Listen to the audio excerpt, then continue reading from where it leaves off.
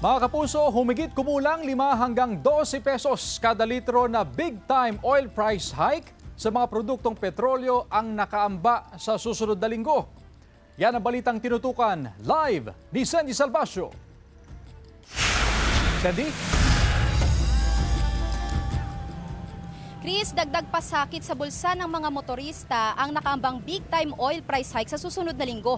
Kaya naman ang ilang mga motorista dito sa Kalasya, Pangasinan ay sinasamantala na ang pagpapagasolina habang hindi pa epektibo ang taas presyo. Panibagong pasanin sa mga motorista ang nakaambang taas presyo sa produktong petrolyo sa susunod na linggo.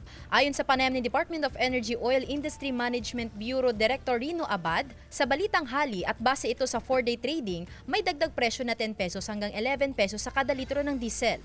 3 hanggang 4 na piso kada litro ang dagdag sa gasolina, habang 11 to 12 pesos naman ang taas presyo sa kada litro ng kerosene.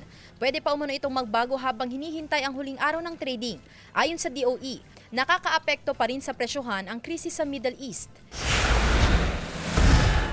Humihirit ang ilang transport group na ituloy ang pisong taas pasahe sa mga jeep. Ayon kay Pasang Mazda National President Obet Martin, 6 na grupo silang sumulat kay Pangulong Bongbong Marcos kaugnay sa hiling na fare hike. Umaapela raw ang grupo na ipatupad na ang pisong taas pasahe sa mga jeep dahil hirap na raw ang mga drivers sa pagtaas ng presyo ng diesel dahil sa muling pagsiklab ng gulo sa Middle East. Pinag-aaralan na raw ng Malacanang ang hiling na fare hike. Noong March 2026 nang iutos ni Pangulong Marcos na suspindihin ang pagpapatupad ng taas pasahe sa mga pampublikong sasakyan dahil karamihan daw sa mga apektado ay mga manggagawa at estudyante.